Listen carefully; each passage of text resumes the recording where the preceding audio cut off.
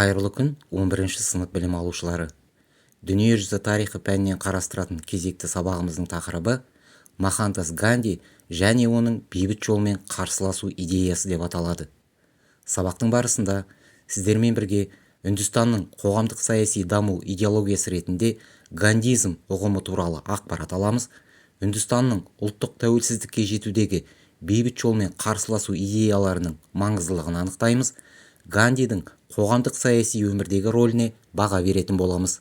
Алдымен тақырыпқа қатысты бейне үзіндіні зейін қойып көрейік.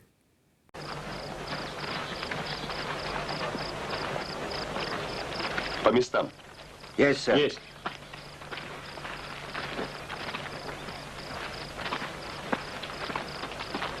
На позицию. Вперед.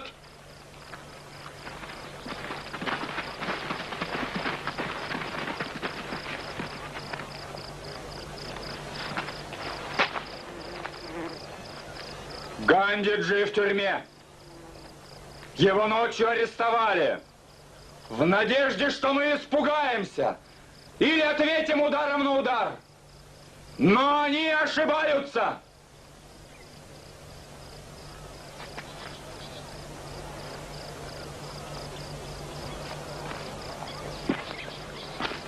Кажется, началось. Расстилайте. А это куда их? Положи здесь.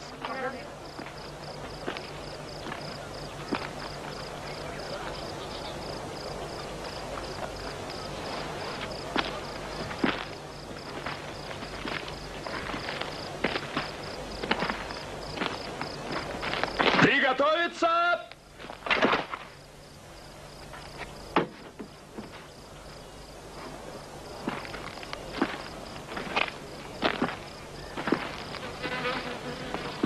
Помоги, Господи. Все готово. Нет, сэр, ворота закрыты!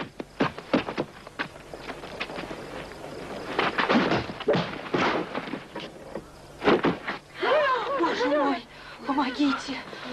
Помогите поднять. Помогите. О, вставай. Вставай.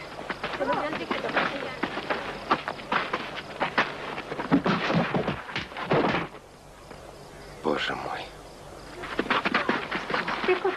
Вставай. Помоги мне.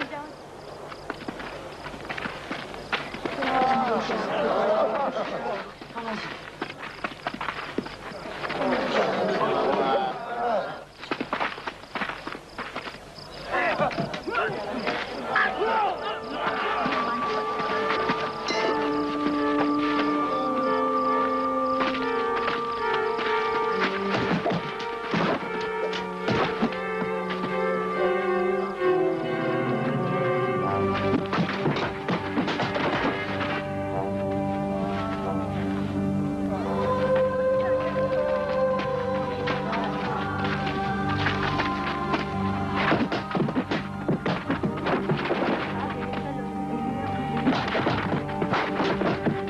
Они шли плечом к плечу, индусы и мусульмане, высоко подняв головы, не надеясь избежать ран и не боясь смерти. Они все шли и шли. Настала ночь, точка, унося с дороги раненых. Женщины падали в изнеможении от безмерного труда, от усталости. Точка. И все же демонстрация продолжалась. Точка. Если у Запада было моральное превосходство, сегодня здесь он его окончательно лишился. Индия свободна, выдержала все, не склонилась перед силой оружия и жестокостью, не отступила. Точка!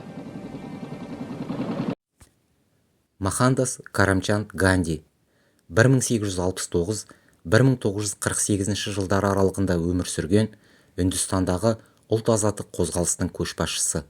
Лақап аты Махатма, кең жүректі деген мағынаны білдіреді. Туған жері Үндістанның Гуджарат князьдығы. Діни ұстанымы ахимса, яғни тірі жанға қиянат қылмау. Мамандығы заңгер, Англияда білім алды. 1893-1914 жылдар аралығында Оңтүстік Африкадағы Гуджарат сауда фирмасында заңгер кеңесші болып қызмет атқарды.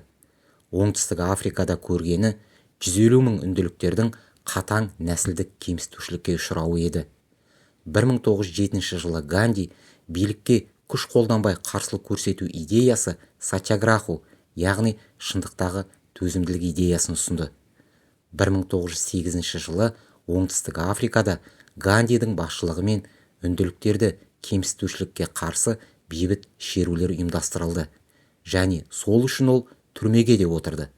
Нәтижесі 1914 жылы үнділіктер үшін нәсілшілдік заңдар алынып тасталды. 1915 жылы Ганди Үндістанға қайтып оралып, сатьяграха ашрам рухани қауымдастығын құрды және халықты касталық жүйеге бөлінбеуге шақырды. 1919 жылы Ганди Үндістан ұлттық конгресі партиясына кіріп, оның идеялық жетекшісіне және рухани көшбасшысына айналды. 1919 жылы Үндістанда ұлт-азаттық көтерілісінің басталу себебі Британ империясы үнділіктерге өзін-өзі басқару құқығын беруден бас тартты. Көтеріліске шыққан үнділіктердің ұраны сварадж, яғни өзін-өзі басқару, және свадеши, яғни отандық тауарды қолдау. 1920 жылы Үнді ұлттық конгресінің съезінде Ганди отарлаушы билікпен ынтымақтастықта болмаудың азаматтық бағдарламасын ұсынды. Бағдарлама 3 тармақтан тұрды. Бірінші, қолмен жүн үйіру және тоқуды дамыту. Екінші, үнділер мен мұсылмандар арасындағы алауыздықты тоқтату. Үшінші, қол тигізбеушілікті жою. Отарлаушы режиммен күрес түрлері: лауазымды қызметтер мен атақтардан бас тарту, ағылшын білім ордаларына балаларды оқуға бермеу, ағылшын тауарларына бойкот жариялау, салық төлемеу еді. Ағылшын билігі Гандиді тұтқындап түрмеге отырғызды. 1922-1924 жылдары Ганди түрмеде отырып, «Менің өмірім» атты кітабын жазып шықты. 1924-1928 жылдары Ганди құрған бүкіл үнділік тоқымашылар қауымдастығы ұлттық маталар шығару шарасын бастады. Миллиондаған үнділіктер көшбасшысына еліктеп, тоқыма матамен оранып жүруді әдетке айналдырды. 1930 жылы Ганди бастаған үнділіктер Арабия теңізі жағалауында 3 апта бойы теңіз суын буландыра отырып тұз өндірді. Тұз монополиясына ашық қарсылық танытты. 1931 жылы ағылшын билігі мен ұлттық қозғалыс уақытша бітімге келіп, шеруге қатысқан үнділіктер тұтқыннан босатылды. 1932 жылы Ганди ұзақ уақыт бойы аштық жариялап, қоғам назарын өзіне аударды. Нәтижесінде ағылшындар отарлық езгіні әлсірететін шаралар қабылдауға мәжбүр болды. 1934 жылы Ганди саясаттан кететінін мәлімдеп, қолөнермен айналыса бастады. Екінші дүниежүзілік соғыс кезінде Үндістанға Жапонияның басып кіру қаупі төнгенде Ганди сатьяграха әдісінен бас тартып, ағылшындар Үндістаннан кетіңдер деп ұран тастады. 1947 жылы Ганди ағылшындардың Үндістанда 2 доминионға бөлу туралы Маунтбеттен жоспарын қолдады.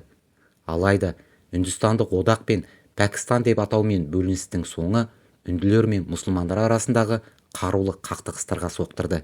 Нәтижесінде 500 мыңға жуық адам қайтыс болды. Ганди үнділер мен мұсылмандарды татулыққа шақырып, соғысқа қарсылық ретінде аштық жариялады. Нәтижесінде қақтығыстар тоқтады. 1948 жылы 30 қаңтарда Ганди діни фанаттар қолынан қаза тапты. Мохандас Ганди көзқарасының басты негізі күш қолданбау болды. Ол адамдардың барлық жағынан бір-біріне көмектесетін қоғам туралы армандады.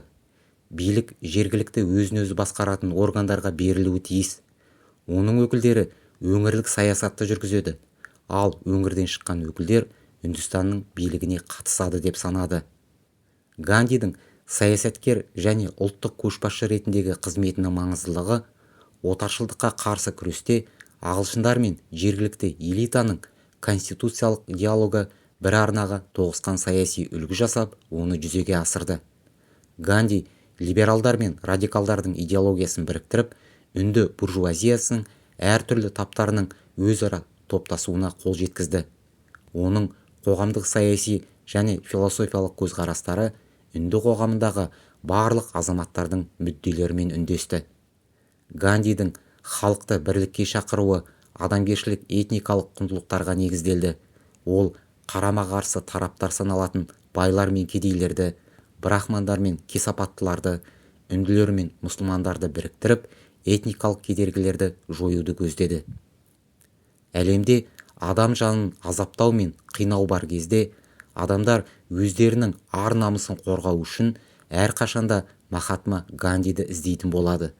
Оның адамзатқа көрсеткен бейбіт қарсылық жолы қазір басқа елдерде, басқа жағдайларда жүзеге асуда. Әлем Гандиді Буддадан кейінгі ұлы үнді ретінде санайды, және бұл салыстыру әділетті де. Тапсырма. Алған білімімізді бекіту үшін тест тапсырмаларын орындайық. Дұрыс жауапты белгілеңіздер.